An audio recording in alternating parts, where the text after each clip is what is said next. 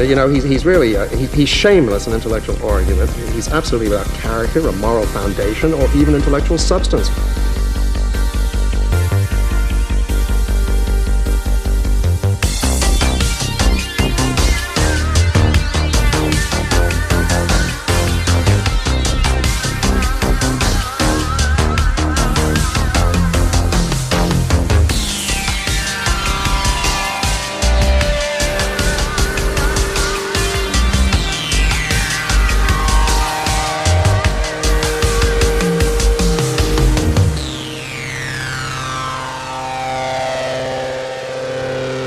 All right, welcome back to the Getting Lit podcast. Last episode, we talked about David Malouf's Remembering Babylon. And this episode, we're talking about talking with another kind of notable Australian writer, Mr. Lewis Woolston, and his collection, The Everlasting. Welcome, Lewis. Thank you. Welcome. Thank you for having me. Yeah, it's been a bit overdue. I think you've sent me this book ages ago, and I've had it on my I've had it on my to read. Well, I've been reading it for ages because the thing about short story collections, which you are a kind of a master in, and pretty much have only published those to date, correct? Yeah, so far. Um, the thing about them is that I can't. This is just might be a quirk of mine, but I never read them like from cover to cover. I always just like dip in and out while I'm reading other things. Um, what about you, Frester and Lewis? I'll Yeah, ask you as well. How do you read them? basically the same. Um, I usually will read half of a collection kind of thing and then go read off another bunch of books and then maybe like a year later finish it off or something like that. Yeah, yeah, yeah. It sits on my Goodreads thing for ages, collections. So, um, yeah, it doesn't mean that I'm not reading and not dipping in and not loving it. So yeah, Lewis, how do you approach short story collections in terms of reading them? Mostly I do dip in and out. Mm. Sometimes if you find a really good one, sometimes I power through, but yeah, mostly dip in and out like that. Yeah, yeah. And there's also like the phenomenon of we did Alice Munro. I don't know if you've read any of her stuff Yeah, a before. couple. Yeah. Yeah, she does sort of like they're all kind of interconnected, Mm. those sorts of collections, almost like a novel in stories. So you're kind of like motivated to read it in that way. But I don't know, it's funny with collections. But yeah, so you've written collections to date, The Last Free Man, Remembering the Dead. Um, the first thing I wanted to ask you was like, why short stories? Are you ever going to write something else? Or like, because you are like you're you're great at short stories, obviously. And but yeah, do you see yourself stretching into like novels or perhaps even poetry, Lewis? Would you do poetry? Um, Um, it sort of started because it seemed a more doable thing, short mhm. stories, and particularly because I have like a normal full-time day job and stuff, so it was more doable to sort of punch out a short story on a Sunday arvo than try and write a novel. And I guess once I got in the groove of it, I wouldn't say I'm stuck, but it's I've kept with the groove. I am currently writing longer pieces. I think you've seen one or two of them. Mhm. So I guess yeah, I'm graduating to novellas, I guess, and Yeah. then do that for a bit Well, maybe, and then Lewis, you start know my writing policy on that. We don't say novellas, we oh, just call them novels. novels. Okay, small novels.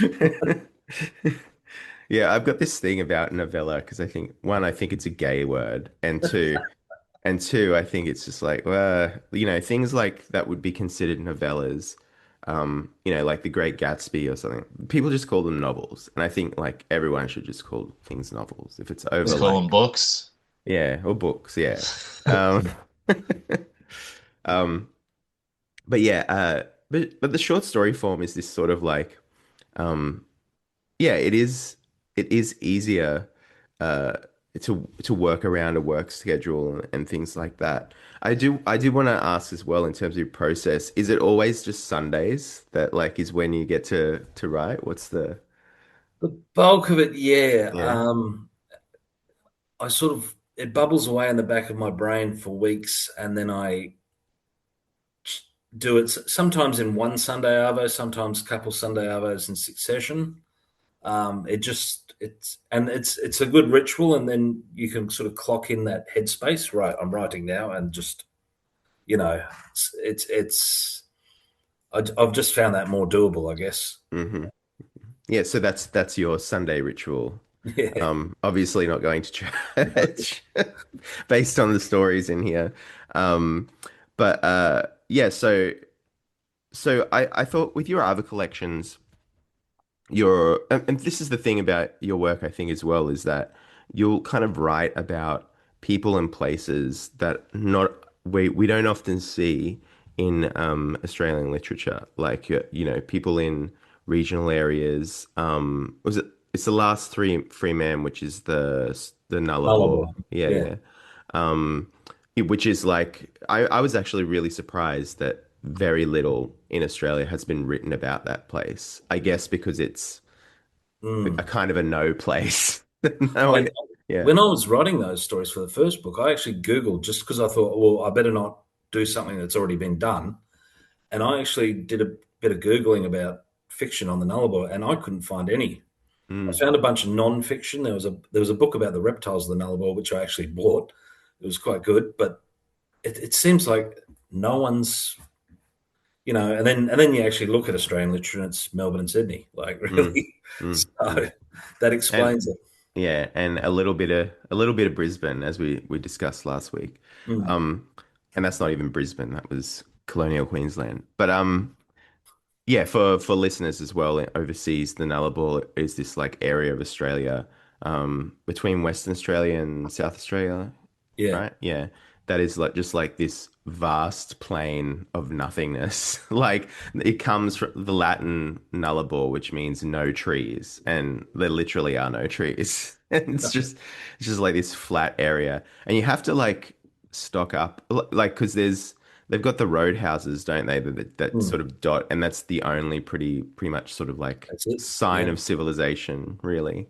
yeah. Um, it's a long drive from across the Nullarbor to get to different sides of the country.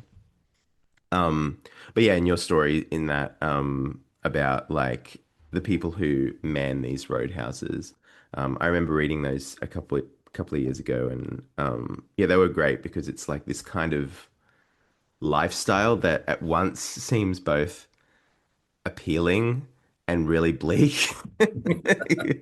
It's like 'cause you can just go off and do your own thing and like check out of society, but also Yeah, it seems very lonely. yeah. Well, yeah. The checking out of society is a big part of the appeal of it, I Mm, think. And people who are not doing well in society tend to be attracted to it, and I include myself in that. Yeah, yeah, because you actually it's based on your experience, isn't it? yeah, Those yeah. yeah, those Spent about five stories. years out there. Yeah, yeah, yeah. Um, and that's actually another thing that I wanted to sort of talk about with your stories. Um, You're a big Morm head, Somerset Maugham. Oh yes, I remember yes. we talked about that. Um, and I feel like Morm has this thing about like he would come up with stories that basically were from his own life or people he knew in his own life. Do you have a very similar kind of, inspiration there? Um, Yeah, I mean, because he travelled around in what was then the British Empire, and he'd see people, and he had this eye for people and people's lives, and mm, he'd find like a some guy running a rubber plantation in colonial Malaya, and he'd just see something there and get a story out of it, and that really appeals to me, and I find it easier doing that than trying to make stuff up out of thin air. Um, and I suppose I have had a mildly interesting life in some ways. So I mean, there's material which yeah, I think just mining my own life comes fairly naturally to me, and it seems like the most logical way to proceed. hmm hmm I did originally. I tried writing genre fiction, and I just do not have the knack. It was terrible. It was really bad. What do you think we struggle with genre fiction? I mean, I enjoy it. I like a good genre fiction, but I think the pure imagination of, starting with a blank page and coming up with Middle Earth or Westeros or the Federation of Planets, whatever. Like Hmm. I find that really hard. I just can't do that. Yeah. So Hmm. I tend to take something real and run with it, and Hmm. that How, mu- seems to be my. how much do you like embellish with the real? Because a lot of this stuff you can tell is real, like when you read it, you can tell that it's real.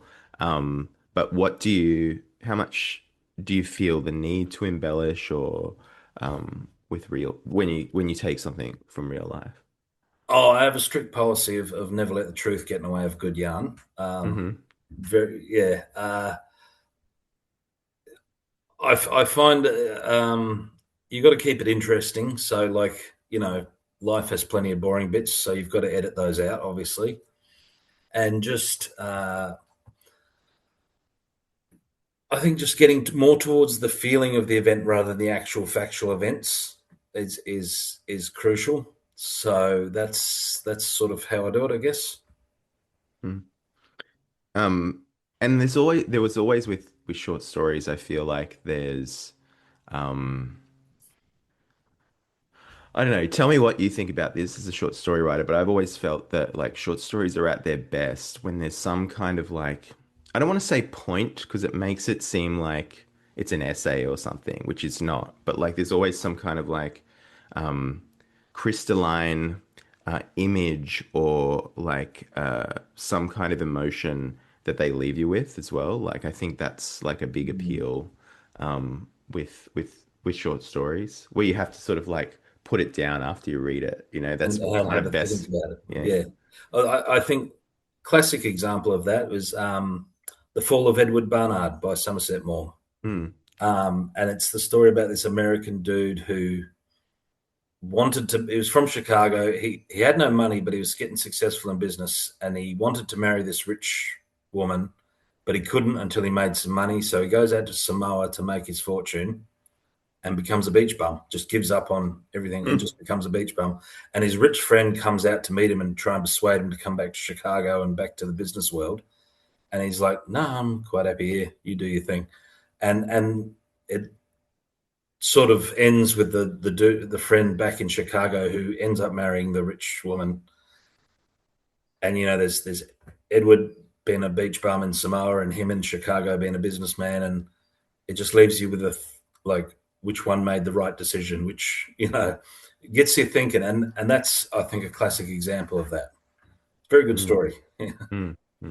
What are your just I just wanted to talk about short stories just in general before we get into the collection, but what are your sort of like kind of general thoughts on the short story as a form, because people say this about novels as well, that like, or it's a dead form or whatever, like, and, we're writing these things and, what people are saying is like, well, what the fuck am I writing it for, Like, but like, what do you think about that? Like, what's the future of the short story in particular? I mean, that's kind of true. I mean, every art now is becoming a little bit niche. Mm. Like the mainstream world now is like Netflix and TikTok and the scroll. Slop. Yeah, the Yeah. slop. Mm. Kind of think of it if you think of the Great Lake of Slop, right? That's mainstream culture. And then there's little ponds around it. So there's literature, there's theatre, there's whatever, music, whatever. And we're just little frogs in our pond doing our art. Occasionally it'll flow over into the thing and get mainstream acceptance, but for the bulk of the time, you are it's a niche, and I think you should just accept that. You can still do great things with that. There's no reason you can't make really great art and just be ignored by the mainstream. Mm. Um, you might get lucky and get something that gets turned into a Netflix thing, and maybe, but the rest of the time, yeah, it's a niche thing. I just Mm. deal with it. Yeah, yeah. And the thing that's good about, I guess, short stories is that they're easier to be adapted to quote Yes, unquote slop. Like, like Netflix or like a movie or something like that. yes. It's easy to adapt short stories If usually. there's anyone on from Netflix listening, I'll just, Yeah, yeah, hook yeah. me up. Send some money, yeah, to Lewis. All right, in terms of this short story collection, now a couple of these were published elsewhere, yeah, but how much would you say in terms of the stories in this book were published beforehand? I don't think anywhere actually. Oh, really? Oh, Yeah, okay. it's the ones that got cut that got sent to Minimag and places. Oh, okay. All Yeah, right. Yeah, yeah. yeah. So, Actually, did you envision this as like a collection? Like, yeah, yeah. yeah. It's sort of well, it started with a couple of the key ones, the Everlasting and that, and then it sort of expanded from there. It was originally going to be a bigger book, Mhm. but like three or four ones got cut. Hotham River Angel and that you might have seen. Mhm. But yeah, but it's still that's the core of it is those sort of the Jehovah's Witness stories and that. Yeah. Hmm. So I really liked this one wasn't a JW one, but I did like the first one, the sailor getting his losing his virginity. There was a sort of a kind of and also it's a Fremantle story, Yes. which I know that Liam Blackford will be happy to. I don't know if he's read that one, but a lot of these are set in Western Australia too, right? So Yeah. Liam has his Western Australian supremacy thing going on that he likes to read about.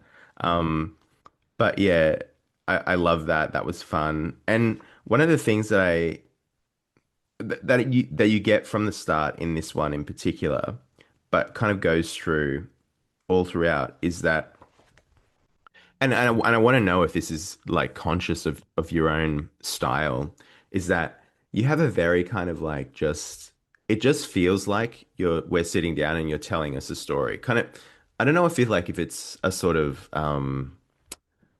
like an oral style, like it feels like you're talking to us when we read it.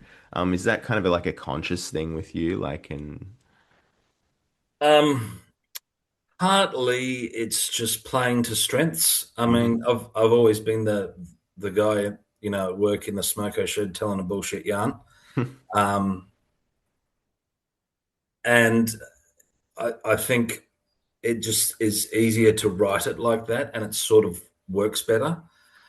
And two, it's sort of making a virtue out of necessity. I don't have much formal education, so if I wanted to do like a David Foster Wallace type thing, I don't think I actually could pull it off. So I'm sort of playing to strengths there, of being the yarn spinner and the bullshit artist, but in written form, I guess. Mm. So it's sort of like old mate in the smoko shed telling a fucking tall story, not letting the truth get in the way of a story, and but put it in publishable form, and it sort of works more or less. I guess I've found my groove to a certain extent.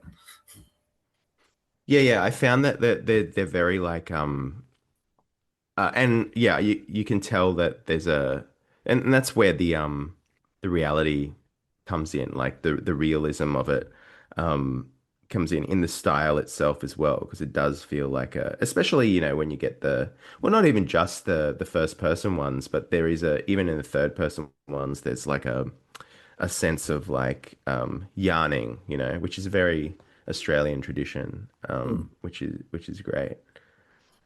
Um, in terms of yeah, and there's a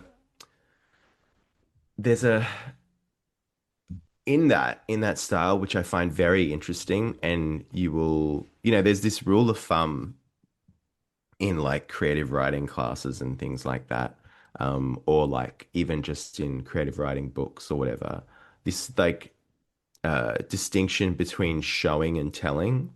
Hmm. I don't know, you probably heard of this, familiar with Hmm. it. I've always thought it's like a bullshit kind of dichotomy. Like it's just not like you can do both. You can do You need both a lot yeah. of the time, I And would argue. sometimes you can do either, and as long as it's interesting, I don't really care. Like, as long as the you as you read it, it's interesting. Um, yeah, and I think there's actually a lot of telling in some of these, and I just like it's still fascinating to me. And but people would say, well, you need to show more Lewis in some stories, but I'm like, no, he doesn't. He's telling a yarn. Well, if it works, it works. It's what makes the story work. Like Mm, if you need to show, do show. If you need to tell, tell. Like if you need to do both, do both. Like yeah. whatever makes the story work. Exactly. And I like how people think that these are sort of concrete rules that like there are actually no rules. Yeah. But Um, yeah, if you're talented enough, you can skirt them. It's just for the like average mass if they're just trying to pump out people in a university to write something half competent. It's like, well, you should probably follow the rules. yeah, it's for the when you're marking a short story like in a university, you've got a rubric. Did you show or did you tell? And then you kind of bring them down for not showing or something like that. Um, But because, yeah, it's so subjective. As someone who has taught creative writing before, it's like, I probably shouldn't admit this publicly, but it is really subjective. So you've got to find things in the rubric to mark people like accordingly. You know when you've got a HD story, but when you don't have a HD story, you just don't, it's very subjective. God, I'm probably never teaching creative writing again. Maybe one day they'll teach one of mine and in the Yeah, course. yeah, yeah. Um, Um, yeah, Fresta, like which stories did you vibe with in this one that you wanted to talk about? Um, I haven't actually finished the book, but I've read more than half of it. But Mm. I liked all of them so far. Well, one story that it was I think it was the only teacher that ever reached me. That one, I was reading it and I was kind of getting like a Paul Jennings vibe from it. Oh, And then cool. you had Yeah. a line in there that said like she was an old lefty, was Miss Lechke. And that was the thing Paul Jennings always used to do is like he was a good man, was my dad. So I guess I wanted to ask you if that was an influence at all or if that's just a coincidence. I read Paul Jennings when I was a kid. He was big when I was a kid. He was huge. They had that show on the Round the Twist on TV, Mm. Yeah, yeah. and we read all the books. Maybe I absorbed it unconsciously. Mm. I don't know. I didn't do that consciously, but it's Yeah. possible. It's possible it's stuck in my brain somewhere. Yeah. Okay. Yeah. Because of the Yeah. sentence construction or Well, whatever. I was already thinking it's something about it, I was like, this is kind of like an adult Paul Jennings story. Just something about it, the way it was like maybe it was mainly just the way the like narrator's voice kind of was. Like it's the same kind of like um casual, like happy-go-lucky kind of thing, but like with, there's always like in a Paul Jennings story, there's always like a bully or someone like, like and there's a kid who's sort of trapped in some situation, and then yeah, just there's something about it that was really making me get a Paul Jennings vibe, and then I saw that line, so I thought, oh, maybe it's even intentionally, but it turns out Maybe not. it did. Maybe it penetrated deeper than I Mm. thought. Because I read all Yeah, those books as a kid. Like I think we all yeah, did. Mm. yeah, Maybe it's stuck like a little thing in my brain. yeah. Yeah, maybe. I used to love Paul Jennings as well. Presta did a really good episode on Bistro Californium Okay. podcast Yeah, it's all fresh in my mind. I read on like all of his Jennings. books like last year and watched Around the Twist and everything. And apparently he was big in the UK, right? Yeah. Like I didn't know Yeah, that. my wife's from England. She knows it. Yeah, Yeah, yeah. that music. Have you Yeah. ever heard it? Have you Yeah, heard yeah. I remember going past if you go down the Great Ocean Road from Melbourne, the lighthouse where they filmed the show Oh, is there. okay. Yeah. You got to like know where it is though because you'll just drive straight past it and miss it. But then yeah, if sometimes we go out to Lawn or Warrnambool or something like that for a drive to stay out there or whatever. And then, but every time I miss it because it's just like it's not that you can see it from the road, but it's like one of those. I think it's something to do with the way the road turns or something like that. That like you'll just miss it if you don't know exactly where it is. But if you do know where it is, that song will be in your head for the rest of the trip. Hmm. Yeah, you can't ever, no one can ever even just say in Australia, like, have you ever? And like, and then that song will just start playing in your head. Like, Yeah. one of the shorter ones that, and we'll get to the title like story because I think that is the kind of core of this collection. The central sort of point of it. But one of the shorter ones that I found like absolutely destroyed me was very like a few pages, but just so well kind of rendered was as far as Coltana, Mm. with the kind of abused woman trying to get away and then just coming back. And then one of the reasons why this was so kind of bleak, and you're really good with bleak, Lewis. Like, like I have to commend you on this because like so many stories are like, fucking hell. Um, but Big yeah, fan of so the Smiths. so yeah, yeah. So there's this woman who she makes the decision, like her boyfriend leaves the house and she leaves straight after he's gone. She's going to get away. She's going to make her way to Adelaide and make a new life for herself. She goes through all packs her things, gets in the car and just drives, right? And then the guy calls her and, just basically, and calls her with this there's such menace in it. Like it's just inevitable that what happens. Sorry to spoil it, but what happens is that he just basically convinces her to come back, that she's being an idiot. And you get the sense, you say this at the end of the story, that she's been doing this like a lot, and like she got as far as Coltana, and that's the where the title of the story comes from, and is sort of like proud of herself for getting that far. Um, I was like, fucking hell. Like, and it's bleak, but it's also very realistic because if you've known someone who's been in a abusive relationship, particularly a woman, there is that kind of sense of it that like they sort of know they need to get out, but and sometimes they try, but they always sort of, not always, but like a lot of the times they come back, before they can eventually get out. That's yeah, so I thought that was like really bleak, but very effective. Um, yeah, so those short ones, those sort of vignettes, yeah, I thought those were really effective. There was another one that I liked, which the retirees on the bay, also really bleak. Um, how they sort of like, and this actually really kind of affected me. That one about the retirees on, is it Smoky Bay? Smoky Bay, yeah, which Yeah, is just up the coast from where I live. yeah, yeah, I did actually live there years ago. Yeah. yeah. And it actually that really got me because like I feel like this is because my parents are retired now and Mm. like they just don't do anything, and I'm just like go and do something. Like, you know what I mean? I mean, my mum gets out there in the garden and shit. So like she's staying active or whatever, and she really loves that. But it's just like, why aren't you like traveling or just, enjoying the time you've got? And it's like it was very that while I was reading it, I was like, fuck, this is depressing. I never want to retire. We've been down here. We've been sort of all the little coastal towns have been colonized by the boomer retirees and stuff. Mm. They're a goddamn nuisance on the road. I tell you what. Oh yeah. Yeah. But yeah, I just like because I people watch a lot, and I just think, what are you doing? Like, why are you alive? Like, they're just sort of bumbling around, and they don't seem very happy. It's like, Getting what? in the way as well while You're they're doing it. getting in the fucking way of Yeah. everything. Mm. Yeah. I just wonder, like, what what is the point of that? And yeah, I'm with you.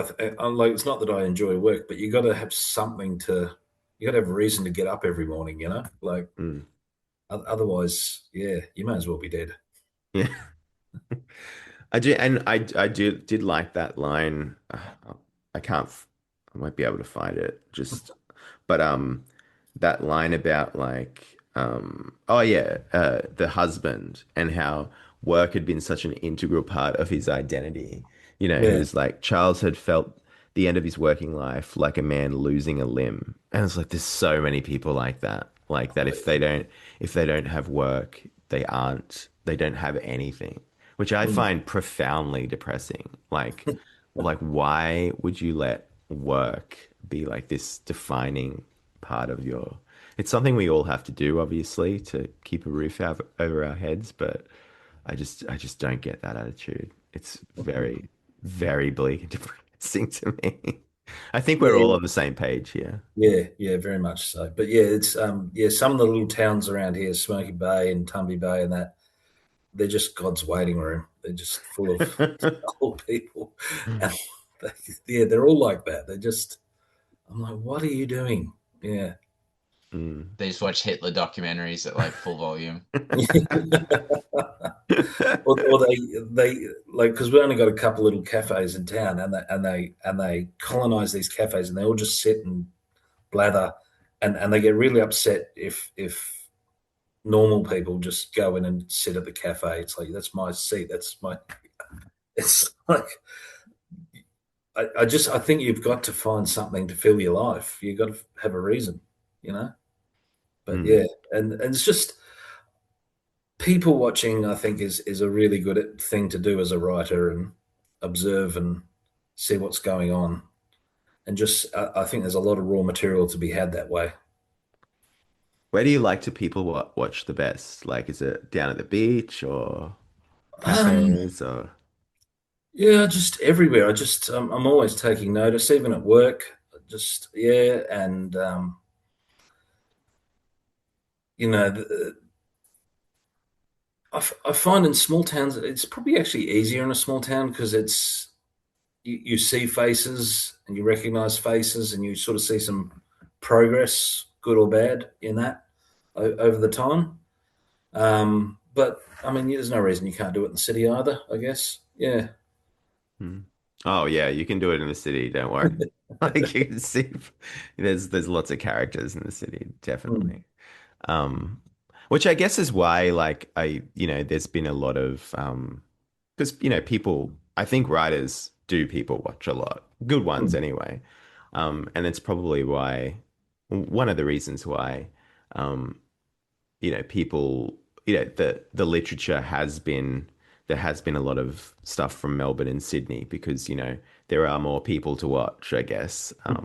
There's also like More where deranged people, at oh, least. yeah, that's true. Yeah, more extremity, like, and that's one of the things that I think when you, well, I don't necessarily think that there's less derangement in regional areas because I Yeah, have lived in regional areas and it's just a it's a different type.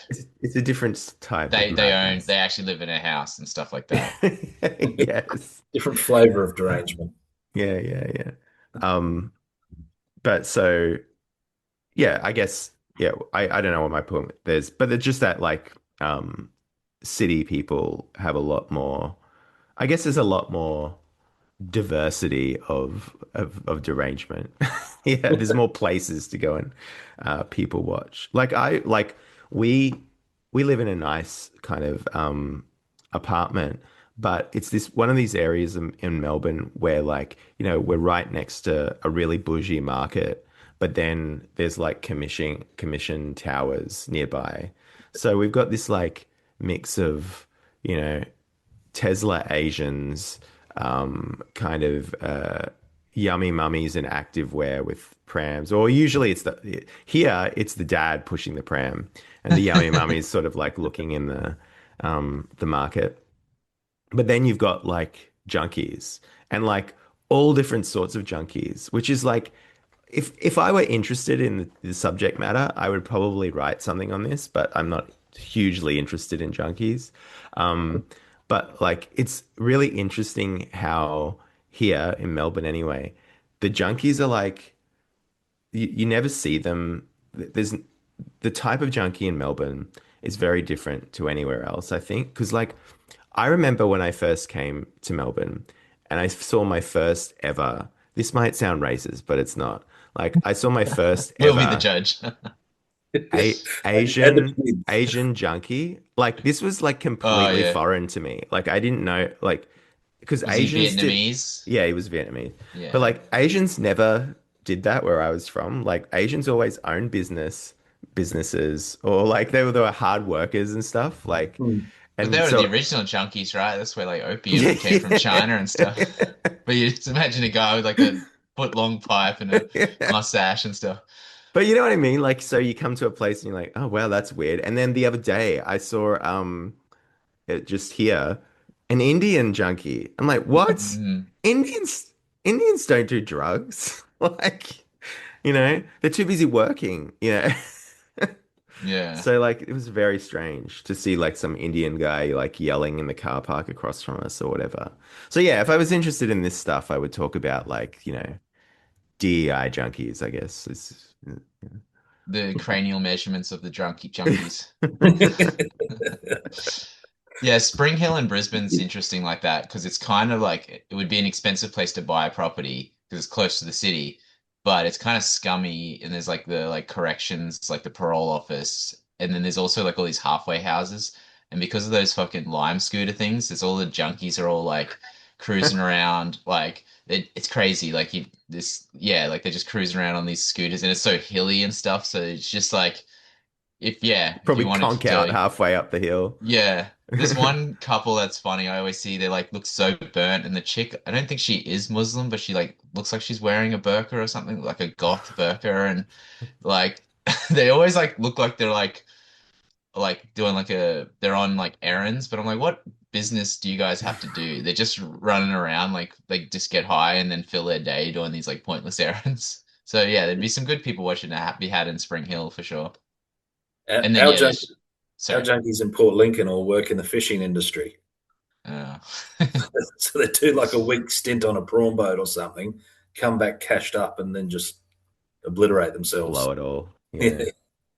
So Um, they just like dope sick the whole week they're on the boat, and then they just come yeah. back and Dope and sick then of the like freezing cold on the Spencer Gulf, going up and down waves. oh fuck, that would be awful. And then you get yeah, seasick as well. I guess you'd get used to the seasickness, but Yeah, but yeah, ugh, that sounds terrible. Well, I mean, I don't think a life of a junkie is you know, a picnic, as you could probably attest, Lewis. Because there is a sort of like the epic story in this one is the title story, which like touches on some of this stuff. So was this a true life one or in broad strokes, yeah, it's sort of the story of my life. Yeah, in mm, very broad strokes. Yeah, mm. So um and so it's basically starts out like describing the main character and a good friend of his who grew up in a regional town, WA, is it? yeah. Yeah, yeah. And they grew up in the Jehovah's Witness like church. Is that your background?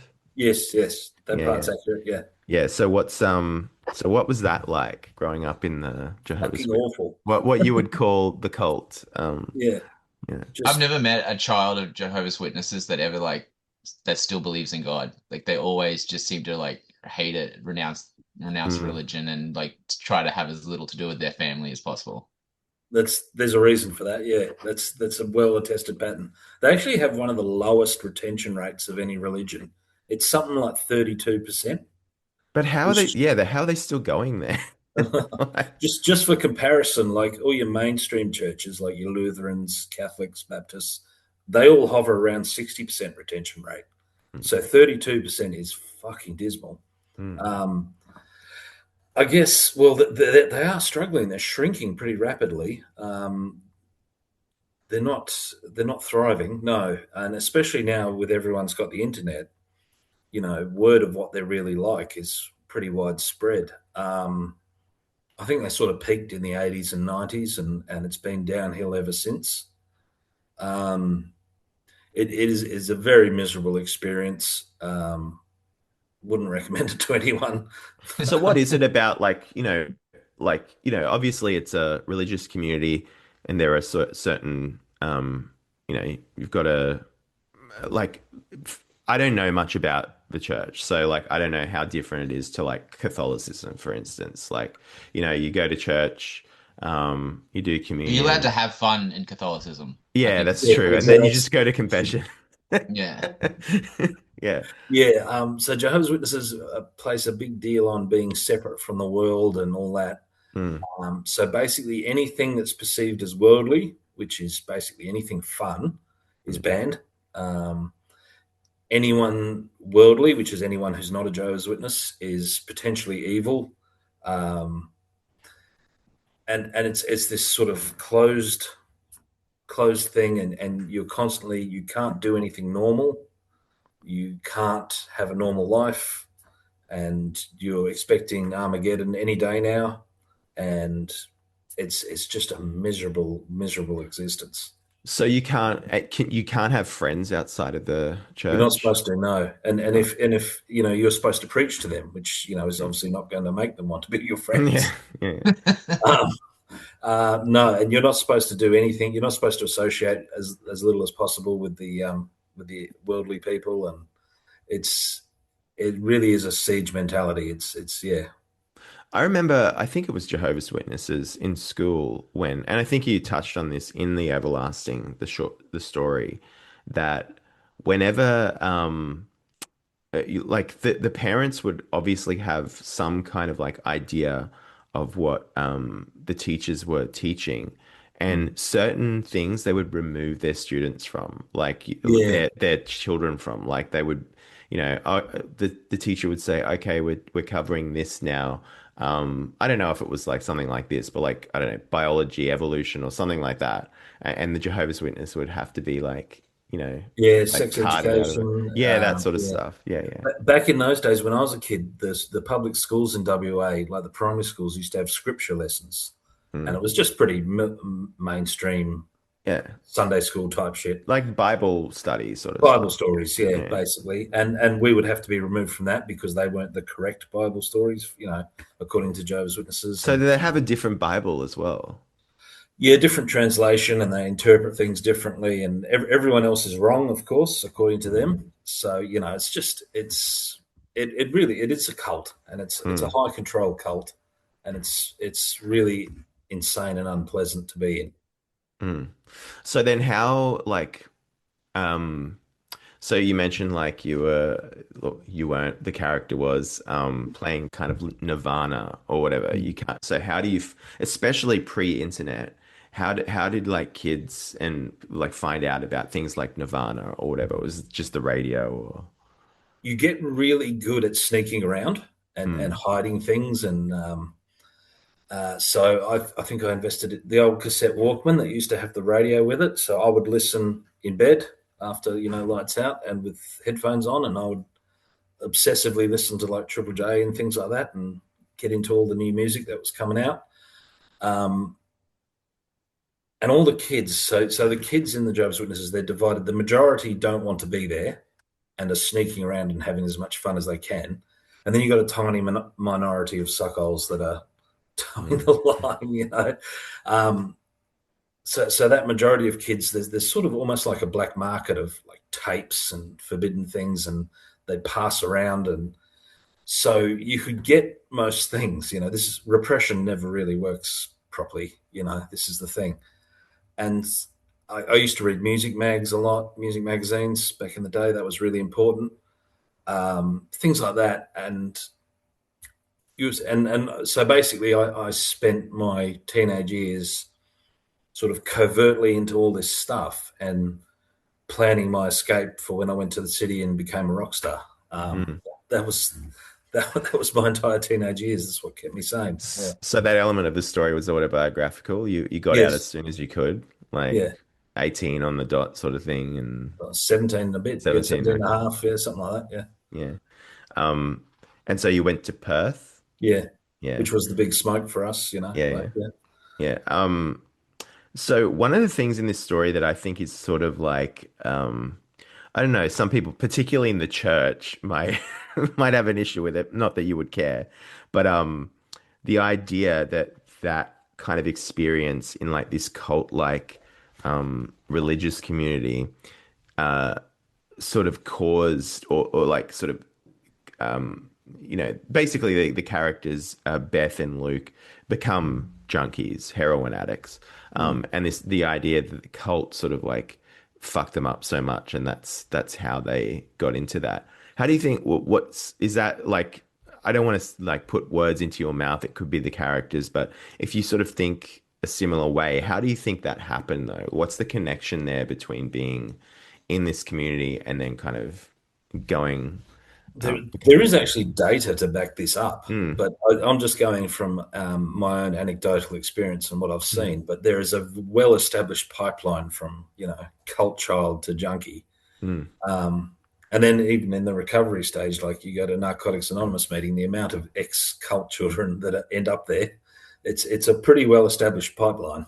mm, I think it's just the constant fear, the constant control, the violence and the abuse that goes on behind closed doors, um, and just that because you're forced to be separate from the rest of the world, you're sort of alienated and isolated, and you don't know how to cope when you get into the real world. You don't know how mm. to do normal things that normal people do, and add to that all the violence and trauma and things. And you also learn through all this sneaking around when you're a teenager that anything forbidden is loads of fun. Like, Mm. that just gets imprinted on your brain. Even today, as like a 46-year-old man, it's still, if someone tells me that I can't do something, it's obviously must be loads of fun. Mm. Um, so the sort of the dark side of life becomes a bit more attractive, and yeah, you end up making some poor decisions, and one thing leads to another, and it's very well established, and there is actually hard data to back this up. Yeah, I would believe it because I feel like it's uh I feel like especially if you live in such a cloistered community and finally you sort of get out of that, you have this sort of maybe almost like a making up for lost time sort of thing. It's Hmm. just like, oh, I'll get into alcohol, I'll get into, I'll just dabble with it with drugs or whatever. But like, as the character finds out, you can't really dabble with heroin. No. Although maybe some people do. I don't know. I'm not that, big on that sort of stuff. But yeah, what do you think about Fresta? Because you've known a few junkies in your time through I music mean, and stuff. none of them were like from Jehovah's Witness families, but yeah, I mean, it tracks that like if you grow up in this like sort of like sealed off little community, you're not going to have like any kind of like protection. Like you're not going to be like inoculated against certain aspects of life because you just never had to like face them. And so yeah, you're gonna be easy prey kind of thing once you get out there in the real world. Like that rings true to me. Hmm. Hmm. Yeah, like yeah, so this the story in the Everlasting is yeah, one of the kids gets out, and then his friend Beth also gets out. They sort of kind of hook up and um live their junkie lifestyle together, then eventually get clean. Um, and I really loved the way this went as well, like how um, Beth leaves for Melbourne with some dead shit, and and then he ruins her life almost immediately. Um, and but yeah, she gets her life back together, but eventually again. You're killing me here, Lewis, with the how it ends. It's so bleak how she maybe I won't spoil it, Yeah, but save like it for the yeah, yeah. reader.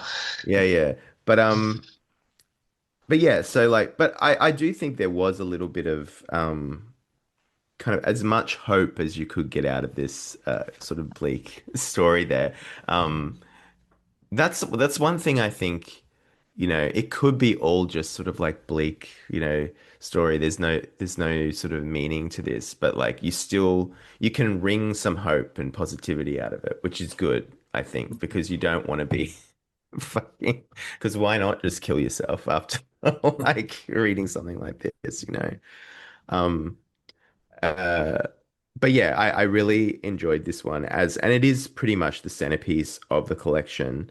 Um, and I like that you said that, it was your life story. I was interested as well, like in the Narcotics Anonymous stuff. Um, is it very similar to Alcoholics Anonymous, which is Yeah, basically the same. They just change so a few words. Yeah. does it still have that kind of like there is a kind of religious tinge to it, isn't there? Yeah. Like, and Spiritual, religious. how Yeah. does that go with like people out of coming out of Jehovah's Witnesses? Because like Fresta said, everyone like I've known who's come out of it as well has been, atheists, like don't believe in God anymore. Like, so how does that work? Well, it's the 12 step idea of God is pretty flexible. So, Yeah. it's a broad church. So Mm, you, you can, you can interpret things and make accommodations. Yeah. So mm, it's manageable, and um, yeah, it's not like joining another church. No, no. mm, mm. Although there is a sort of a group spiritual element to it. Yeah. Yeah, yeah. I remember and also the you mentioned the rehab place was in Rockingham, which Yeah. is where Russell Walter is from. So shout out Russell, Rockingham with the rehab center. Uh, it sounds like a wonderful place, Rockingham. Yeah. What you did you have any thoughts, Frester, about this story or any others or? I like that story a lot. I don't know if I have any new thoughts on it, but yeah, like the last one I read was just about the kid that worked, or the guy that worked at the night shift, and then the kid played the like meme music Oh yeah, I soundtrack. remember that That meme. was Yeah. yeah, that was fun. Like that was like one of those short ones, but like it's just like you give these little glimmers of like they're bleak too, because the guy, what, he's like his girlfriend just left him and he's working this like job he doesn't like, but then it's like, yeah, you can still have this moment of like joy overnight, and then they send the email being like, stop playing music at work or whatever. So Stop enjoying yeah, life. yeah, yeah. Yeah, yes, so there are a couple of themes, like obviously the fundamentalist thing. Um, Death was a big theme in this one as well, or the proximity to it. So you got the retirees, you got the everlasting as well. Death is a big thing in that. But one of the things that I think runs almost through every story, and that's another example, is the the kind of bleakness and horror of wage slavery. Is this a kind of conscious thing with you, Lewis, or is it just that it just occupies your mind so much that uh, Very much, yeah. See, my plan was to, when I was younger, my plan was never to get caught. Like that character in the Everlasting, I planned on being a rock star, hmm, and I was going to go to Perth and start a band, and I was going to be dead by 27 after making a world-shattering album. But it didn't work. So, from 17 to I'm 46 now, a couple of years on the dole in my early 20s, but basically I've been working the whole time. And yeah, I've not loved it. Let's put it mildly. And especially if you're not really like if you don't really have some sort of forward momentum with a career or anything, you're just working to pay the bills. You're not really passionate about it or anything. It can get fucking grim. hmm, And I'm with Bukowski on that one. I think it's a fucking outrage how hmm, much of your hmm. life you have to spend doing something you don't want to do. But you know, But like you said in that story about the retirees, it's like people have this like they also don't know what to do with themselves if they're not doing that, if they're not constantly working, overworking, all this sort of stuff. I'm like, I've just never understood this. I work as little as possible. Like, I work enough to pay bills, have nice things, all that sort of stuff. Like, and I'm fortunate that I can do that. But like, obviously there are trade-offs to that as well. If in order to get the beautiful house, you've got to be working constantly and all that Well, sort of shit. the But worst thing too is like, well, not the worst thing, but like I'll go to cafes and there'll be people a table next to me and they're all just like talking about their jobs, but their jobs are just Mm, like sending emails and shit like that. mm, But they'll like full volume, like there'll always be one dominant person in the conversation that's just constantly going on about their boring as hell job. And I'm just like, it's the fucking weekend. Like, you know what I mean? I get it, like you got the job, you're earning money or whatever, but like it's not interesting to anyone else. Like, don't no. you realize that? Like, can't you fucking like talk about anything else? Like anything else would be better than just hearing them talk about it. And it's just like, everywhere I go. And yeah, Yeah, it that becomes all consuming and they don't have any interests or hobbies or anything outside of work. And it's just like, that is very depressing to me. mm. Yeah, it's even if you like at work, you go into your lunchroom and then people in there are talking about the job that you'll work at. And you're like, what the fuck? Like, why do you like you're on break? Like you're meant to have a break from it, just to, like talk about something else. Like I'll be trying to read a book and they're just full volume going on about the boringest shit that just happened. Mhm. So I think a lot of people just whatever they do for most of their life becomes like their main interest, and then like they retire and they're like, oh, the thing I do, like now I don't know what else to do, you Mhm. know? Yeah. Um, speaking of people talking, like I had this same moment the other night. I went to this nice Greek restaurant with Darren, and the pe- the the table next to us, they were talking a little bit about work, but then they have at least these people had a pastime, but it was a really annoying pastime because all they talked about for the rest of the night was travel. And like I'm very well traveled, so I've traveled to a few places, but like I find it boring to talk about. Like it's like, yeah, I've been to Rome. Yeah, I've been to Spain. But these people were talking about like it's the most interesting thing in the world, and like it's just so boring to me. Like I'd rather talk about a book or a film or something, you know? But like people who like travel, capital T travel, think that gives them a personality because they've like, oh yo, I went to this place. It's like, Mm. good on you. Yeah, these eyes have seen vistas you can only imagine. Exactly. Yeah, yeah. Like you're the judge from fucking Blood Meridian or something. Yes, I've cataloged the world, all of the tourist Yeah, attractions. yeah, yeah.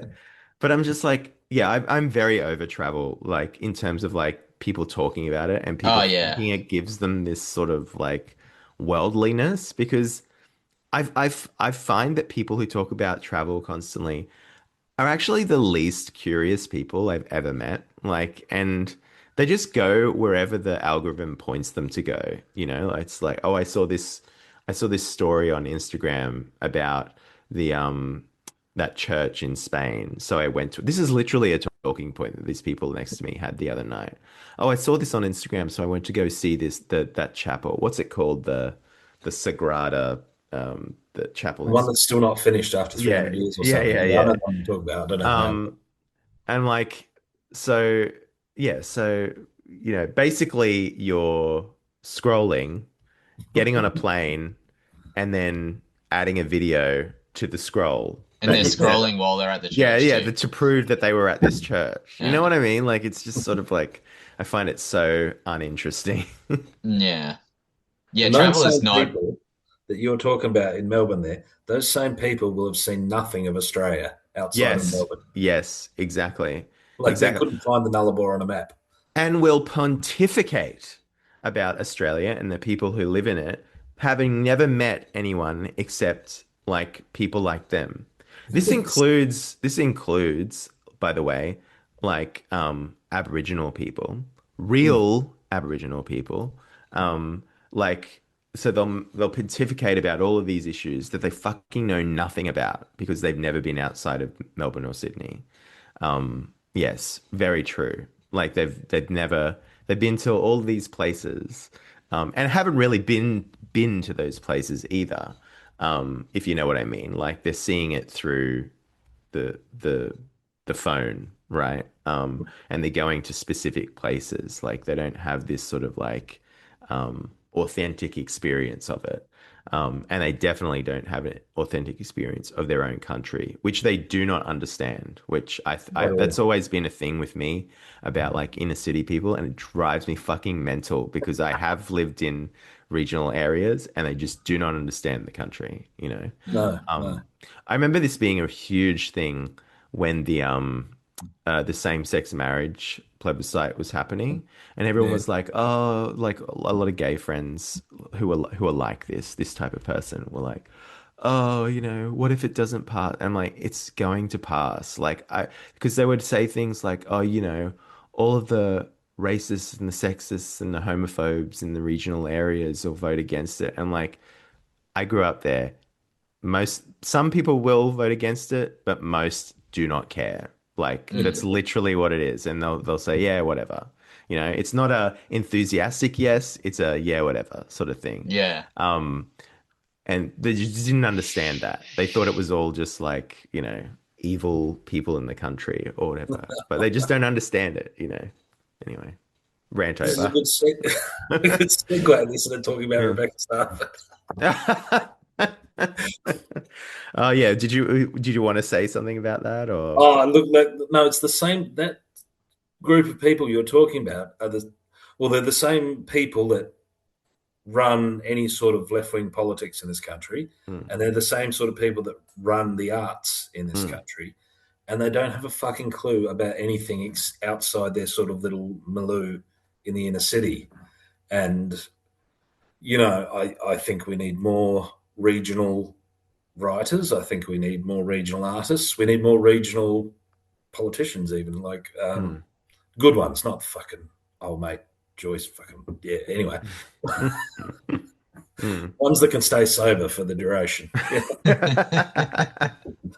You can't have everything, you know. Yeah, yeah, yeah. Uh, Yeah, yeah. No, I totally feel you there. But because the thing is that like because the publishing industry here is controlled by those people, they like they will try to like incorporate regionalism, but it has to be of a very specific sort. Like it essentially has to flatter their kind of, their political, ideological sort of pieties, essentially. So yeah, like, and nothing that comes from, if you've lived in the regions, like any story that you tell that is sort of like honest and real is not going to do that. I know, I know. Like, it's not I, going to flatter them. I lived in Alice Springs twice. Mm, And the first time I actually worked as a prison officer at the Alice Springs prison, and I could easily get a book, maybe two or three books out of those experiences in Alice Springs. But there's no one in Australia would publish it, and mm, I would get slammed yeah. in the reviews for just if I just told what I saw, Mm, it would be a hate crime. Like mm, mm. there's, there's no, so yeah, we need a way around the city people, I guess, to make authentic sort of art, really. Well, I just struggle to like, um, because I do talk to these people. Like I'm not I don't I'm not actually I don't have hate in my heart. I'm a very friendly person and I'll talk to anyone. And I have talked to a lot of people like this, and it's really hard to get this through to them. Like I just there's so much like so much shit that's in front of them that you can't make them see this stuff. Like it's like no, I don't like we don't want to be kind of like mean or anything like that, but there is a certain kind of like truth that you need to sort of get to, like that no one is, and um, some of that truth is pretty ugly. Mm. Jack Norman just published a short story in the Borough Journal, which was really good on this, like talking about the itinerant Indigenous situation in North Queensland, um, and does that with kind of honesty, but also doesn't. It's not like mean spirited in any way. Like you Mm. don't have to be mean spirited about this stuff. You can just tell the truth be honest and authentic in your expression about it, But for being honest, like if he, where was it published again? This The short story. Burrow. I don't know Yeah, whether I haven't seen this yeah, one, yeah, yeah. but like if he had submitted that to fucking Kill Your Darlings or something, fucking, I like think he, I think he submitted it to the Furphy Award, and I think he kind of knew that he wasn't going to win or get shortlisted at all. But yeah, yeah, yeah. But I agree yeah, with you. Yeah, please finish your thought. Like, yeah. It's like if you write the observable truth, things you've seen in a place like Townsville or Alice Springs or wherever, just telling the truth will constitute a hate crime. In mm, you know, I mean, there used to be a joke in Alice Springs. How do you turn someone racist? You make them live in Alice Springs for 12 months, which is not very funny, but it's pretty true. mm, And to have a really authentic national literature, we need those voices from outside this narrow grouping in inner city Melbourne and Sydney. But there's no way at the moment for those people to break through. mm. They have to go around and create their own thing.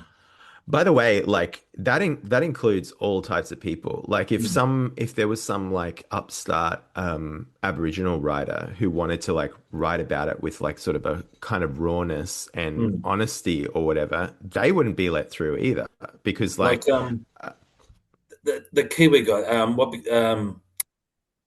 Once Were Warriors, like that. mm, Tucker Whitey or something like Alan that. Duff, Alan Duff, that was his name. Um, But like you couldn't, if you had an Indigenous writer wrote something like Once Were Warriors here in Australia, it would not get published mm, because it would be seen as sort of letting the side down or pandering to the right, or it just wouldn't get published. mm. You couldn't tell your own truths, a person like that, the way Alan Duff did in that book. It mm, just wouldn't happen. mm, mm. Yeah, Plus, so they can there's just get like 5 grand for painting like the dot thing and making it like untitled and then selling it to like a corporate office. So it's like, why wouldn't you just do that? Like, Yeah, you, yeah, rather than go through all the struggle of like having to deal with, you know, um kind of very sort of narrow-minded city people in mm, publishing or whatever. Yeah, I totally get that. But it is something that I mean is something that kind of you excel at, Lewis. Jack does as well, like the rendering, and it's really important. And if even if you guys aren't being published by Penguin Random House, at least someone is doing it, so it's sort of there for mm, posterity. Because people will say, "Oh, you know, Australia is this huge country, but our literature is pretty much confined to Sydney and Melbourne." Well, first of all, no, it's not. There are guys out there writing about other places, and two, second of all, there's a whole history of other mm, like writing about other places that is almost forgotten too. And I'm trying to like will continue to try to champion current and also past authors that do write about stuff that's not just navel gazing in the northern suburbs of Melbourne. I've got, and mostly I've got this from, recommendations from, people in our group chat, but also like, just stuff I've found in random secondhand bookstores. Like I found you'll like this, Lewis. I found this one by Catherine Susanna Pritchard, oh yeah, couldn't do. Yes, Cunard. I've read that. Yeah. Yes. Um, I found Christopher Koch's The Boys in the Island. Like just lots of even the David Malouf that we did last week. I just Mm, found that in a secondhand bookstore. I was like, this looks good. mm, I'm gonna do this. So like there is stuff out there like historically, and there's also like people who are writing things like this in small presses. And I think it's really important to mm. that those things are being done, but also to just sort of get them out there to make people aware that like Australian literature isn't just junkies in Mm. Melbourne or like, people with mental health issues in Sydney. That Cunard one, Mm, she based that on what she saw in the Pilbara and the mm, Kimberley and that. and it was all pretty accurate to life. And even back then, so that was 1920s, 1930s that came out. Even back then, the sort of metropolitan elite, whatever, criticized it and said it was, a bit, basically that it was a bit mean and a bit this and that. And everyone who was around at the time who'd been up there said, no, it's pretty accurate to life. And yeah, it's actually, it's a really good book. That's again one that should be more widely read. Her Mm, other one, Haxby Circus, is, in my opinion, the great Australian novel. mm, Great, mm. yeah. Yeah, and that's interesting too. That like, um, you'll have a certain type of a kind of modern Australian publishing person who will be all about like, feminism or whatever. And it's like all of our great, historically great like writers have been women, Yeah, like, and they never talk about them. no. Like people like Miles Franklin, who, she's got the award named after her, and they've got the Stella Award. But the funny thing about that, and Lucas Smith wrote a great piece about this actually on Substack, which you should read. The funny thing about that is that these awards are named after Miles Franklin, but um, no one ever talks about her biography because to do so would like complicate like the kind of politics around the Mm, feminism around it. Because she was a type of feminist, but she was also kind of like um uh she was almost like a Parlian like Camille Parlier sort of feminist, yeah. which is like, you know, take responsibility for your own life. She acknowledged that as a woman who didn't just who decided at that time, the early 20th century, not to have a family, that was a trade-off for her. Like, and Mm, she ended up being quite lonely, and but that was something that was a choice that she made and lived with it. mm, Which people just can't live with their choices anymore. But that's a fucking tough lady, that just mm, took personal responsibility. Catherine Susanna Pritchard, Kylie Tennant, um, Joan Lindsay, like all mm. of our really great writers are women, and but then just not talked about by these like blue-haired feminists in NAM. It's just like, why? Why is that maybe? Um, so that's interesting. Yeah, and then yeah, like I'm a huge fan of Kylie Tennant. I think she's Mm, great, but it does. It seems like the male Australian writers are very enthusiastic about these old female mm, Australian writers, but yeah. Anyway, it's sort of flipped on its head. mm. It's also an ignorance thing. I don't think most of these people even know who these people are. Mm. Like they might have a Um, vague idea of Miles Franklin because of the award.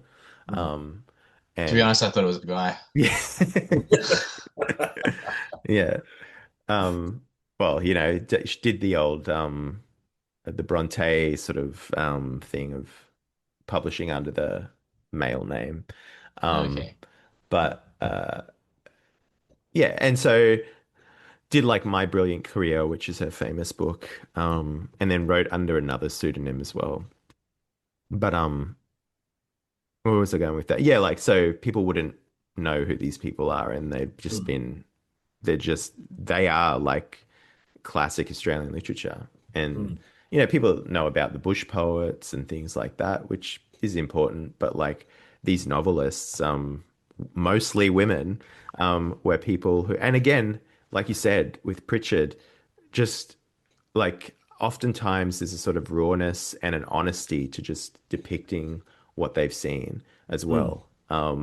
Which is interesting too, and that sort of has gone by the wayside to talk about like almost like politics and, as long as mm, it fits with the ideological kind of bent that a lot of these places have, these publications, mm. that's all that matters rather than actually like saying something real.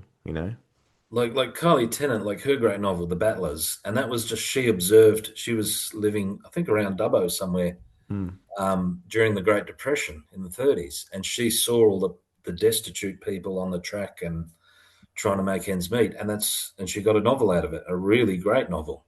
mm, You know, you aren't you aren't going to get that kind of really great raw material for a novel in a small incestuous little circle in the northern suburbs of Melbourne. Like, yeah, I think we should make it compulsory for like everyone to go, regional and work some shitty jobs and see a bit of life before they can write a book. You know, Yeah, yeah, totally. Like set me up as dictator of Australian literature, and I'll impose standards.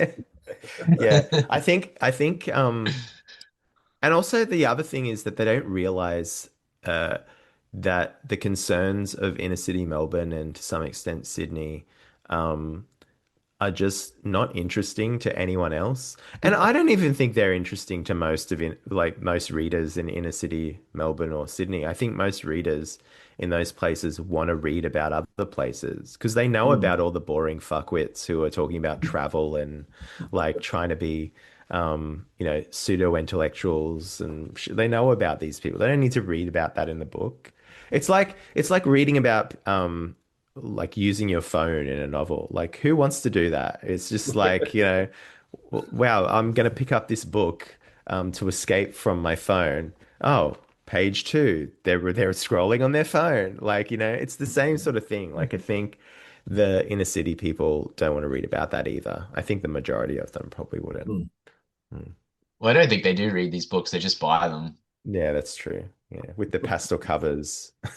Like they'll start them. They'll like make you find those sort of books in op shops all the time, and the bookmark is like 15 pages in. Yeah, like Trent Dalton, Yeah. things like that. People do read those ones because Yeah. they're just like fun, easy. But yeah, like the person who the Sudanese refugee who goes to cafes and shit like that, like fuck reads that, you know? As I sat down to brunch, we discussed the Gaza-Israel conflict. You know, oh wow, I can't wait to get into this one. Read the first page and you're like, yeah. Um, but yeah, I think it's yeah, some exciting things are happening, and I think part of that is like a move away to. I was thinking about this the other day because there's been a lot of discourse around this. Speaking of Rebecca and I don't know if you know about this, Fresta, but like Kill Your Darlings, this lit journal did this like kind of it was this weird kind of hit piece on But us, very passive aggressive. Really? but didn't name us. Like, it was There's a really, dark undercurrent or something. yeah, something like that. Yeah, and so, but so interesting That's so things. rude. They wouldn't name us. Yeah, yeah, Give yeah, us the yeah, publicity. yeah. Well, they named the guy from the monthly who did name us. So Okay. like, when he was just talking about the Australia piece, some of us did. Um, Lewis didn't contribute to it, but he was sort of mentioned in it as like a key figure in this dark undercurrent. um, Told my wife that, and she wasn't impressed. But anyway, hey, I'm kind of a big deal over here.